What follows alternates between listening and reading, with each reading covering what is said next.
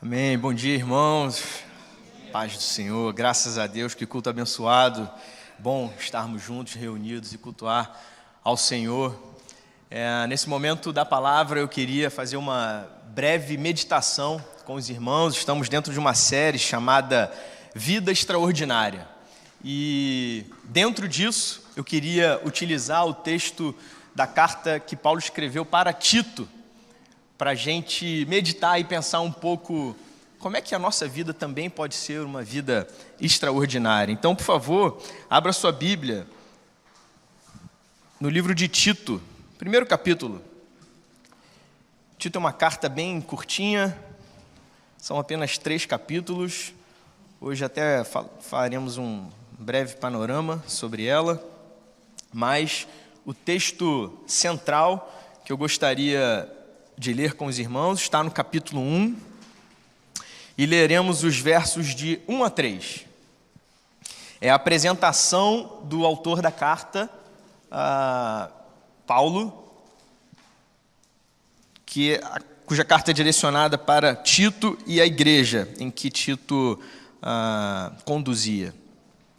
Diz assim a Bíblia: Paulo, servo de Deus e apóstolo de Jesus Cristo, para levar os eleitos de Deus à fé e ao conhecimento da verdade que conduz à piedade.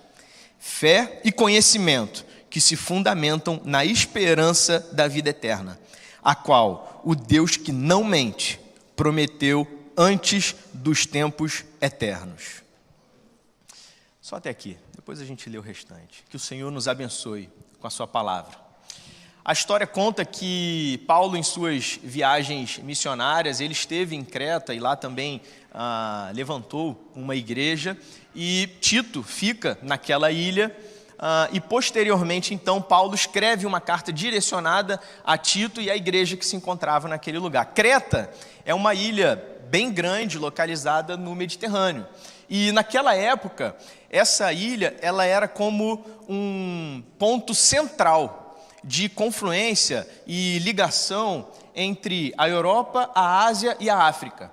Então, era uma região de passagem muito intensa e, digamos, de uma pluralidade cultural, religiosa, de culto e até de ideologia. Hoje a gente pode dizer que o nosso mundo é Creta, né? A palavra, por exemplo, sincretismo, vem dos cretenses. Olha que interessante. Por quê? Porque os cretenses, quando eles tinham, por exemplo, algum inimigo em comum com outras ilhas ou outros povos e tudo mais, eles se aproximavam desses aliados para derrotar um inimigo em comum. Interessante. E é só curiosidade. Tito era um comissionado por Paulo. Tito viajou muito aquela região, levando cartas e trabalhando nas igrejas que Paulo plantava durante as suas viagens missionárias. Um dos objetivos dessa carta era justamente esse receio que Paulo tinha, esse cuidado com a igreja recém-plantada ali, com os novos convertidos, de que eles fossem muito influenciados por toda essa ideologia que vinha de, literalmente, todos os lugares do mundo. Europa, Ásia, África. Então, era realmente um lugar muito plural. E eu acho que Creta simboliza muito bem a nossa sociedade hoje. Nós vivemos numa sociedade totalmente plural, em que a gente tem um monte de ideias vindo, e conceitos, ideologias e valores, e muitas vezes princípios de tudo que é canto. E parece uma confusão. Se você abrir o Instagram, por exemplo, você tem dicas de tudo para a sua vida. E um monte de gente dizendo um monte de verdade para você. Se você for a uma livraria, certamente você vai encontrar, 5 princípios para uma vida de sucesso, 7 princípios para o negociador, para o vendedor e tudo mais. E se a gente separar princípios e valores, princípios, a gente pode dizer que são aquelas verdades que você não negocia na sua vida. É diferente de valores. Tem época na sua vida que você vai ter valores um pouco mais firmes ou voltados para determinada situação, e outra hora, por conta das circunstâncias, valores que mudam, mas o seu princípio, ou os seus princípios para conduzir a sua vida, por exemplo, amor, bondade, entre outras coisas, você não vai negociar ao longo do tempo, a não ser que você tenha um novo aprendizado. E essa é a nossa sociedade. Essa é a forma de pensamento dessa geração, e eu falo dessa geração, tanto os mais novos quanto a meia idade e a mais alta idade, de que, por exemplo, o que é verdade? Ou o que são realmente princípios? O que é princípio para você não é princípio para mim. O que é verdade para você não é verdade para mim. E a gente questiona muito a sociedade. Qual é o conceito de verdade? O que é identidade? E isso é muito evidente, por exemplo, quando a gente pensa sobre gêneros de sexualidade ou de identificação pessoal, por exemplo. Cada um se identifica de uma maneira, e isso está tudo bem. Então, nós temos hoje vamos dizer assim, uma forma de encarar princípios e verdades muito semelhante a essa ilha de Creta, em que você tem informação de tudo que é canto, conceitos todos que mudam com muita facilidade e uma dificuldade, muitas vezes, de encontrar algo que seja central e base para a vida de cada um de nós. A sociedade hoje se pergunta, e uma grande, vamos dizer assim, um grande conflito que até os mais novos muitas vezes têm dentro do seu íntimo é o seguinte: quem sou eu? Aliás, o que importa na vida além de mim mesmo? Faça uma leitura dos mais jovens que você conhece, dos mais jovens que você. Muitos podem passar por esses conflitos aqui dentro e manifestam isso nas suas práticas. Qual o meu propósito, por exemplo, nessa vida? Amigos, irmãos, muita gente ainda procura por essas respostas. Muita gente. Fato é que as pessoas estão atrás de uma vida extraordinária e, para alcançá-las, seguem os seus próprios mapas, os seus próprios roteiros. Ou, muitas vezes, esses roteiros que são lançados com uma frequência infinita, vamos dizer assim, nas redes sociais ou nas conversas do dia a dia, porque fulano que tem não sei quantos milhões de seguidores, olha, esse cara é diferenciado, porque muita gente segue ele, e ele solta verdade. Ele lança verdade. E você admite aquilo ali como um princípio para a sua vida.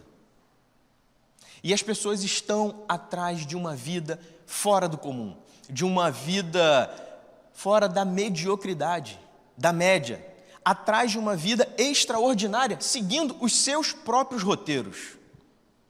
Eu acho que Paulo ele pensou sobre isso, obviamente inspirado pelo Espírito Santo.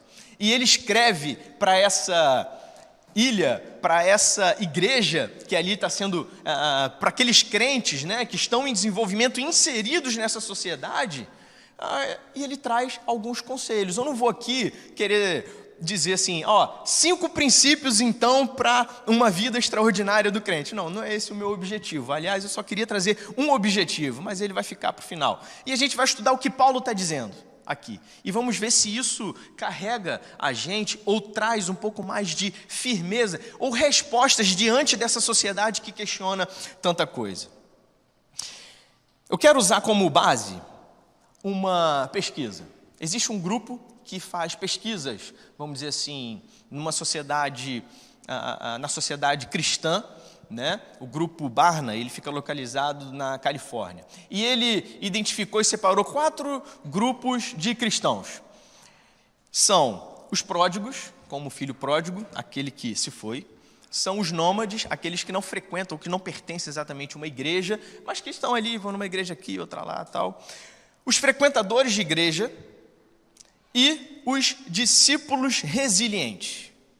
Perceba que existe uma escala aí, né, de desenvolvimento da vida cristã. E aí ele faz a pesquisa utilizando 5 perguntas. E a pergunta é a seguinte: pelo menos uma vez por mês eu oro sozinho. Os cristãos pródigos, 26% respondeu que pelo menos uma vez por mês ele ora sozinho. Enquanto que os nômades, 70%, 72%. Os frequentadores de igreja, 80% ora sozinho. Pelo menos no último mês orou sozinho. E os discípulos resilientes, 94% dos discípulos resilientes oraram no último mês. Veja essa pergunta. Pelo menos uma vez por mês eu faço uma leitura bíblica sozinho. Os discípulos resilientes, 87%. Os frequentadores de igreja, 40%. Os nômades, aqueles que, né, não têm uma igreja, estão sempre, 19%. E os pródigos, 7%. Pelo menos uma vez por mês eu leio a Bíblia sozinho. Os pródigos, 7%. Pelo menos uma vez por mês eu faço uma oração em grupo. Os pródigos, 6%, os nômades, 18%, os frequentadores de igreja, 50%, os discípulos resilientes, 78%. Compartilham a fé. Pelo menos uma vez por mês eu compartilho minha fé com alguém, ou compartilhei minha fé com alguém. 11%, 19%, 31%, 54%. E ofertam os pródigos, 3%, 6%, 42% e 67%. O que a gente observa nessa estatística é que existe um grupo e que a gente objetiva como igreja que existam sim os discípulos resilientes. E quem são esses? Os que têm uma vida de leitura bíblica, de oração e de comunidade regular, e que isso realmente faça parte de sua vida. Mas existe um grande grupo de cristãos que não leem suas Bíblias, que não oram sozinhos, que não oram em grupo, que não frequentam igreja. E aí eu te pergunto, o que acontece com o nosso cristianismo? O que está acontecendo com os nossos cristãos para que tenham uma vida medíocre e não consigam alcançar uma vida extraordinária, uma vida fora do comum? Talvez, se a gente juntar essa sociedade plural e todos esses questionamentos, será que nós cristãos esquecemos de quem nós somos? Será que nós cristãos temos uma crise de identidade? Isso a gente percebe na igreja brasileira. Será que nós cristãos esquecemos o propósito da nossa própria vida? O que está acontecendo conosco? Vamos ver o que Paulo vai falar sobre isso.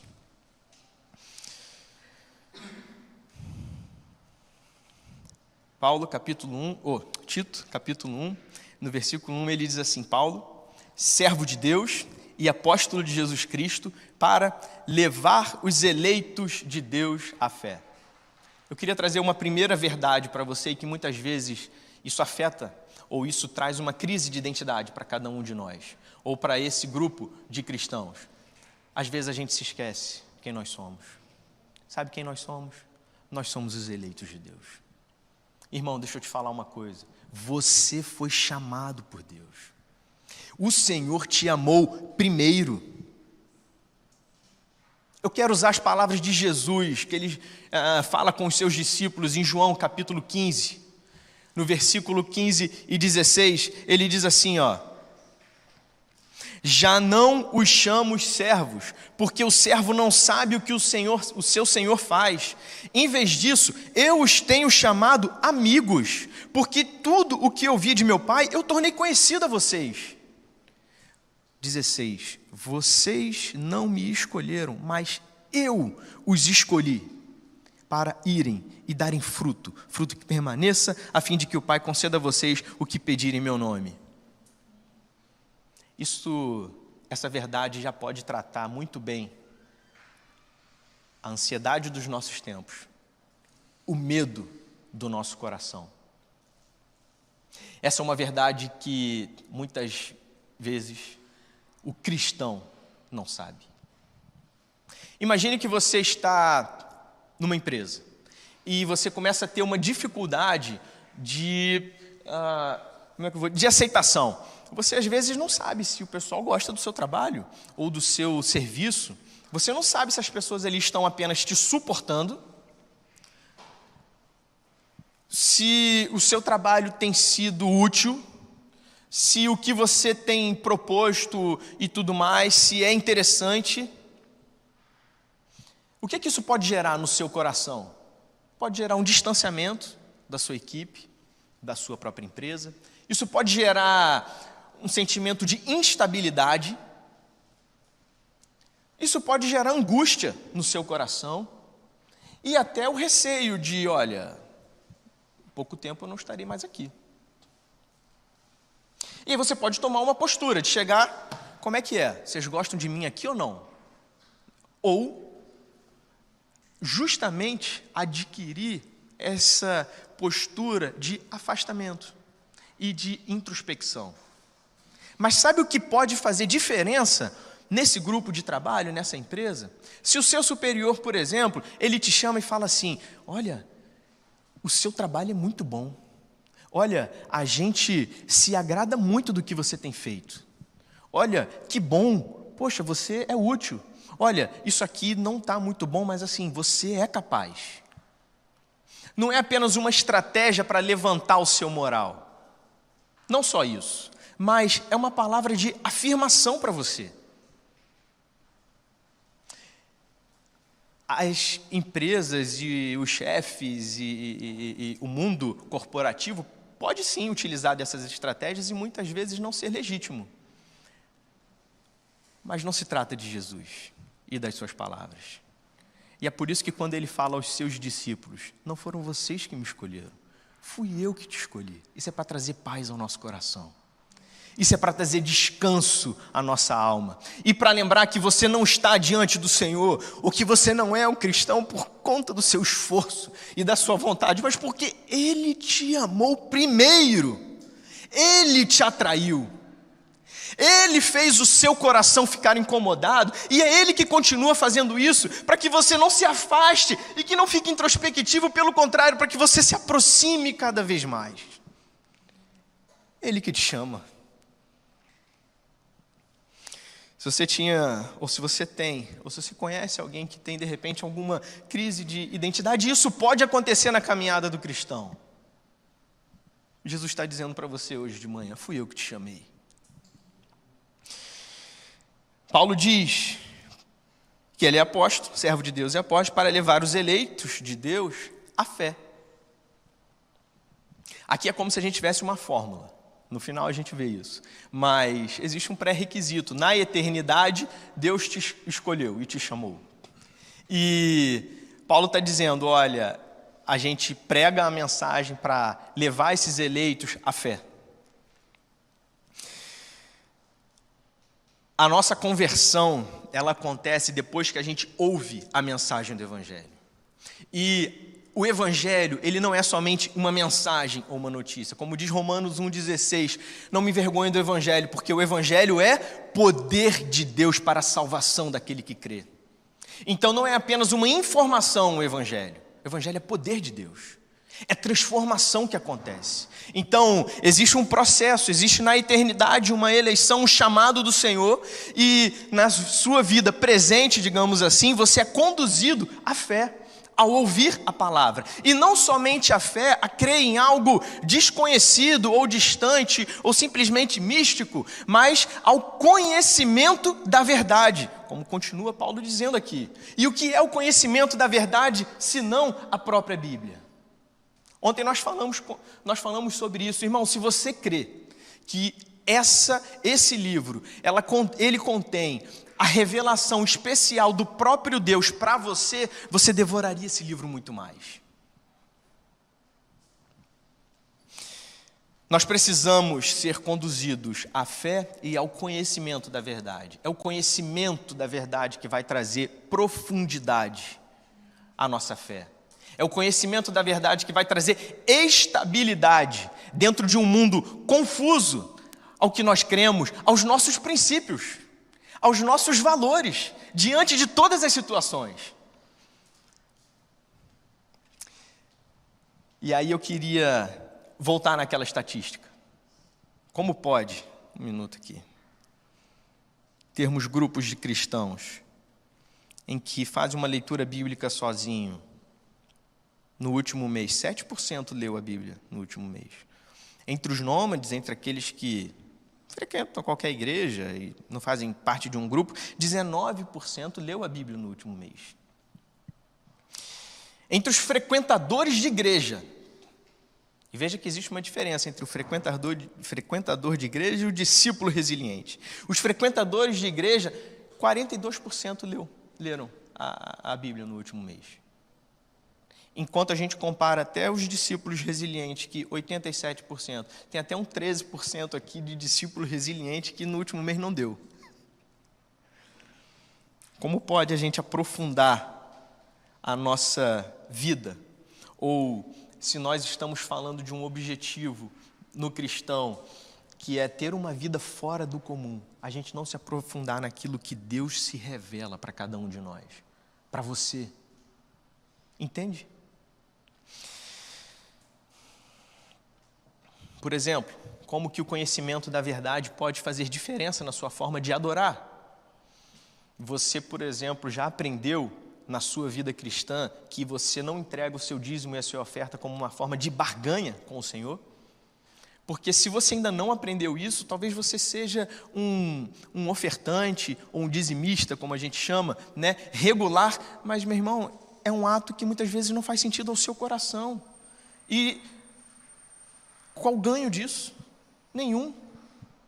A não ser que você aprenda, por conta da Bíblia, que você oferta e que você entrega o dízimo, porque você faz isso como uma forma de louvor, de adoração, de compromisso com a igreja local, com o seu coração leve, alegre, de maneira generosa. Isso fez toda a diferença, entendeu? Como que o conhecimento transforma a sua vida? Você já percebeu que existem cristãos que exaltam o seu líder e acham que ele é um homem perfeito? Irmão, a gente não pode esperar perfeição de um homem botafoguense pecador como o nosso pastor. Não falei nenhuma mentira. Falei? O botafoguense até esperou, mas o pecador é verdade. Não podemos esperar. Sabe por quê? Porque a nossa fé não está depositada nele. A nossa fé está depositada num homem que foi perfeito. Cristo foi perfeito. Ele foi perfeito. E aí muitos crentes se decepcionam quando colocaram sua projeção de perfeição no seu líder, o seu líder caiu, tropeçou e eles abandonaram a fé. É o conhecimento da verdade que produz em nós amadurecimento e profundidade para a nossa própria fé. Verdades que... mais uma pergunta aqui, que o conhecimento da verdade pode fazer diferença na nossa própria vida. Quais são as características ou os atributos de Deus, por exemplo, que você já experimentou no seu dia a dia? A bondade, a longanimidade, um Deus que perdoa, um Deus que recebe, um Deus que abraça. Irmãos, isso faz toda a diferença. Você pode projetar, por exemplo, uma imagem no Deus Pai, num pai imperfeito que você teve. E você está falhando, sabe o que? Você está perdendo a beleza que é a paternidade do Deus eterno. Entende?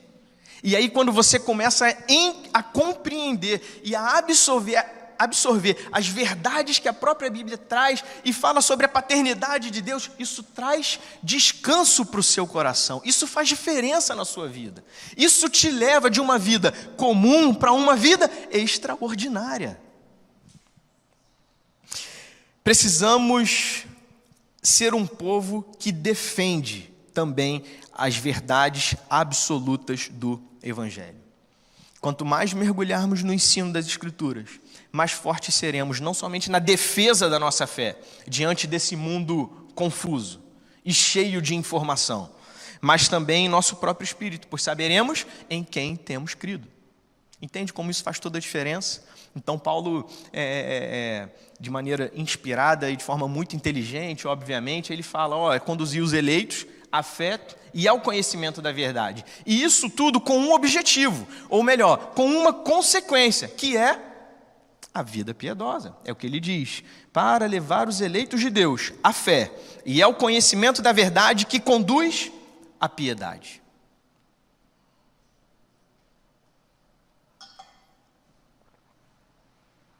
O que seria piedade? O que seria ter uma vida piedosa?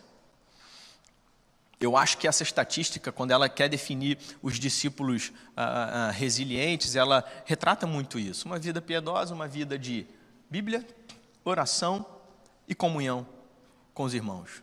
Basicamente isso.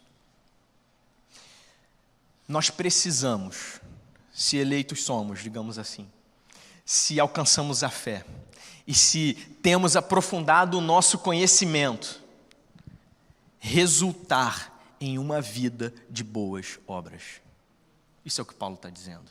E veja que no capítulo, na carta em Tito, Paulo exalta muito isso. Se você está com a sua Bíblia aberta, folheia ela comigo, por favor. Veja que no capítulo 1, Paulo chama a atenção, por exemplo, e ele se preocupa com a integridade da igreja. Olha, no versículo 5, o título da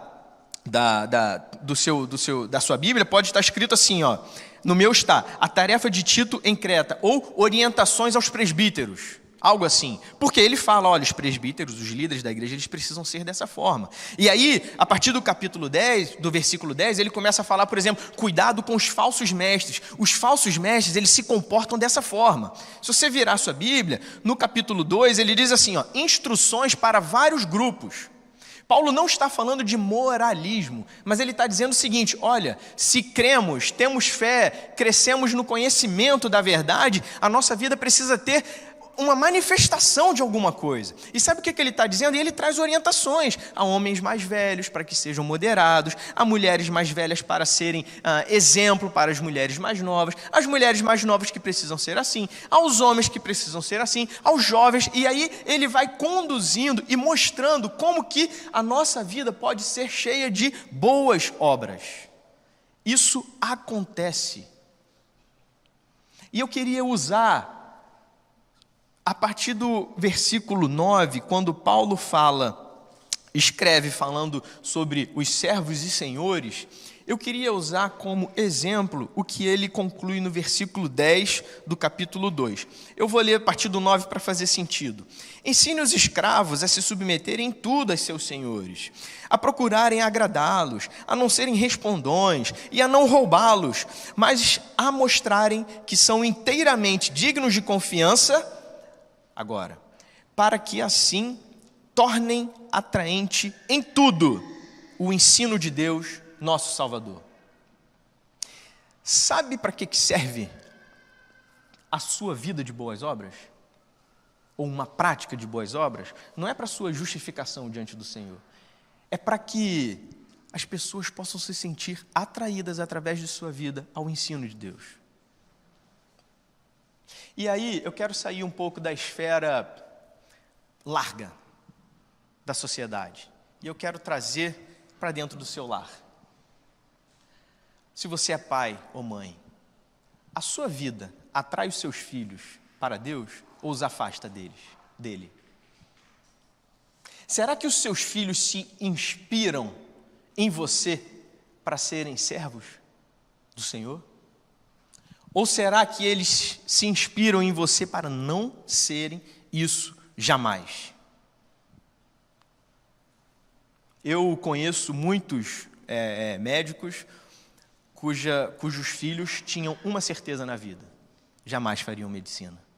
E eu não falo sobre vocação, eu falo porque aquela vida não é nada agradável. Não houve um equilíbrio, houve um sacerdócio muito dedicado, mas não houve, vamos dizer assim, uma compensação de um outro lado. Pais ausentes, maridos ausentes, não compensa. Por outro lado, eu conheço alguns que falam assim, olha, o que eu quero ser é como o meu pai. E aí, dentro do mundo cristão, eu te pergunto, será que seus filhos olham para você e dizem, eu quero ser um cristão igual a ele? Será que a sua fé inspira os seus filhos? Porque se não estiverem inspirando os da sua casa, não adianta nada você pregar ou você falar para um monte de gente aí fora. A prática de boas obras, como diz no versículo 14 do capítulo 2, no finalzinho ele diz assim, ó, dedicado à prática de boas obras. No capítulo 3, no versículo 8, ele diz assim, ó, se empenhe na prática de boas obras. Praticar boas obras exige de nós dedicação e empenho. Dedique-se nisso. Não, repito mais uma vez, para que você barganhe com o Senhor a sua santificação, a sua justificação, para você mostrar que você é um ótimo cristão. Nem diante da igreja. Não. Para que isso seja atraente à fé. Porque isso é consequência da fé e do crescimento, do conhecimento da verdade. E aí, deixa eu adiantar aqui. Nós precisamos mostrar, não só para os nossos filhos, não só para uma sociedade ou para aqueles que estão ao nosso redor, mas até especialmente para essa geração que tem crescido nesses tempos. Nós precisamos, e eles querem saber disso. Eles não querem saber que o Evangelho é somente verdade. Veja que interessante. É verdade, ok. Sabe o que eles querem saber? Se o Evangelho é bom. E aí eu te pergunto, o Evangelho é bom para você? A sua vida inspira outros? Irmãos, sabe como que o Evangelho é bom? Rapidamente. Ele é que traz descanso, por exemplo, à nossa alma. É Ele que nos liberta. O Evangelho deixa a nossa vida mais leve. Deixa eu te falar uma coisa, se o Evangelho está trazendo um peso sobre a sua vida, tem alguma coisa errada, você precisa aprofundar o seu conhecimento na verdade. É o Evangelho que tira a nossa culpa. É o Evangelho que permite que, apesar de qualquer circunstância, você descansa sua cabeça num travesseiro, você olha ao Senhor, você ora ao Senhor e diz, Senhor, Tu sabes, mesmo que você não tenha forças para orar. Mesmo que sua vida seja uma vida pesada, difícil, porque o Evangelho não vai tirar isso da nossa realidade, as dores, as doenças, os desafios, os problemas, mas ele traz cura ao coração. E é isso que a nossa sociedade que vive as doenças da ansiedade, do medo, da angústia, uma sociedade cada vez mais dependente dos ansiolíticos, uma sociedade cada vez mais perdida na sua própria identidade, toda hora procurando alguma resposta, algum sentido para a própria vida, precisa descansar no Evangelho. O Evangelho tem essa resposta. O Evangelho tem esse poder de tornar a vida de um desgraçado em uma vida santa e agradável. Vamos voltar para Tito, capítulo 1.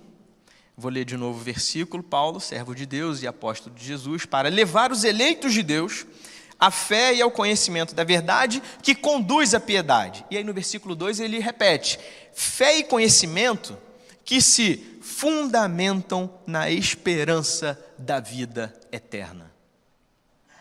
Aqui é como se a gente tivesse realmente uma fórmula. Olha, se eleito, você precisa se converter, ser levado à fé, crescer no conhecimento da verdade e, como resultado, produzir boas obras. Mas isso tudo fundamentado numa esperança da vida eterna. É como se Paulo estivesse dizendo assim, olha, a gente está olhando para um passado na eternidade, na soberania do Senhor, olhando para um presente de vida de fé, conhecimento e boas obras, mas a gente precisa erguer a nossa cabeça, olhar para um futuro, que é um futuro na eternidade, quando estaremos com Cristo de uma vez por todas. O cristão não pode ter uma vida comum olhando para as coisas desse mundo. Isso é uma vida comum. Se você precisa, ou melhor, se você quer ter uma vida extraordinária, você precisa erguer sua cabeça e olhar para a vida eterna. Você precisa estar fundamentado e colocar toda a sua vida em uma base. Que base é essa? A esperança da vida eterna.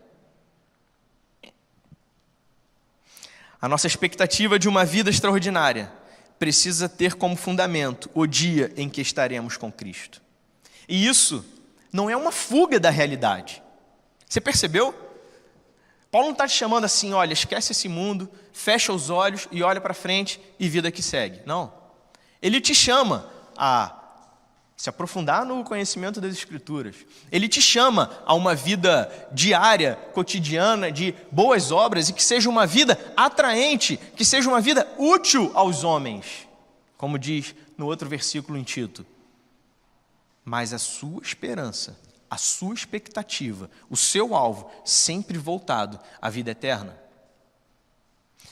Eu te pergunto, quando um bom cristão, vamos dizer assim, quando um discípulo resiliente, ele perde a esperança da vida eterna, ou ele deixa isso escapar da sua mente e do seu coração, o que acontece? Eu vou dizer para você o que acontece. A prosperidade, para ele, toma um conceito diferente. E isso gera no coração dele inveja e ambição para aqueles que não são cristãos. As dores da vida amassam o coração dele. E amassam o nosso coração, de fato. Mas deixam esse cristão sem consolação alguma. Se você perde a esperança da vida eterna, a expectativa da vida eterna, você tira o lugar de prioridade de Deus da sua vida e você o despreza. Você menospreza, inclusive, a sua soberania e as suas verdades. Você deseja a riqueza mais que outra coisa. Você despreza a santidade e uma vida de boas obras e uma vida atraente. De onde que você tirou isso, João? Então vamos abrir. Salmos 73. Eu sei que você conhece esse salmo. Enquanto estiver lendo, você vai perceber o que acontece quando alguém perde a expectativa ou a esperança da vida eterna. O salmista no 73, ele diz assim a partir do 2, quanto a mim, os meus pés quase tropeçaram, por pouco não escorreguei, pois tive inveja dos arrogantes quando vi a prosperidade desses ímpios. Eles não passam por sofrimento e têm o corpo saudável e forte. Estão livres dos fardos de todos, não são atingidos por doenças como os outros homens. Por isso o orgulho lhes serve de colar e eles se vestem de violência.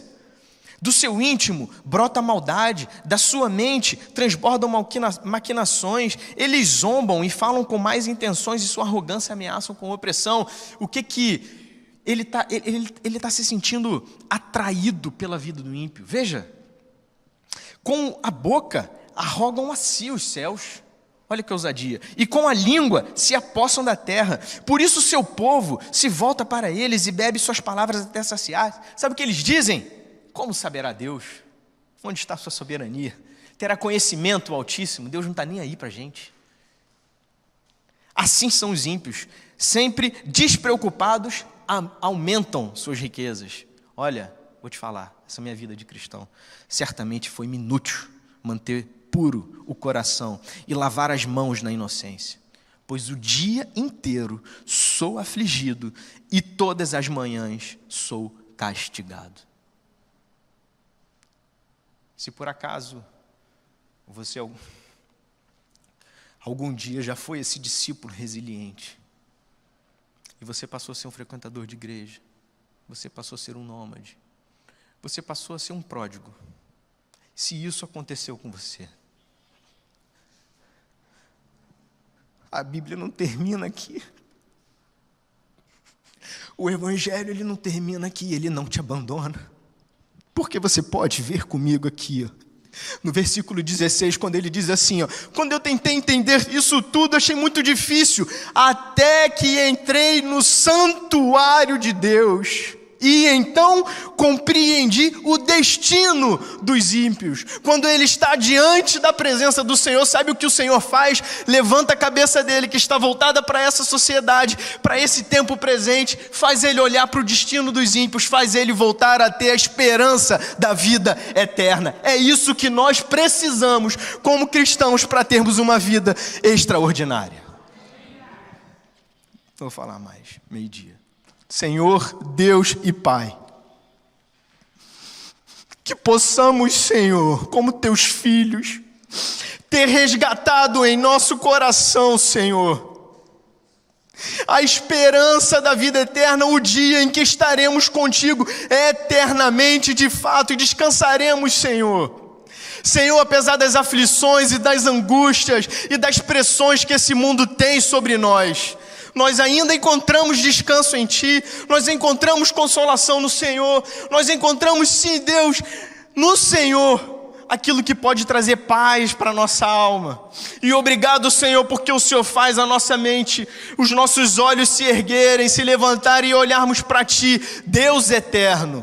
Sabemos que um dia estaremos contigo, descansaremos eternamente. E que desfrutaremos na plenitude dos tempos dessa glória eterna que só o Senhor tem.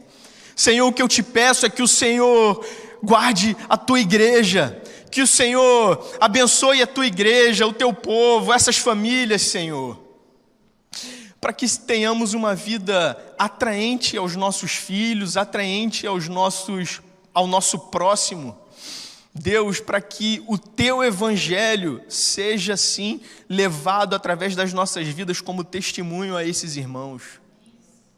Tem misericórdia de nós, Senhor, quando nós quase tropeçamos, quando nós amamos demais esse mundo, gostamos demais desse mundo, quando nós nos preocupamos demais com as coisas desse mundo e nos esquecemos da vida eterna e nos esquecemos da esperança, que é um dia estar contigo, Senhor.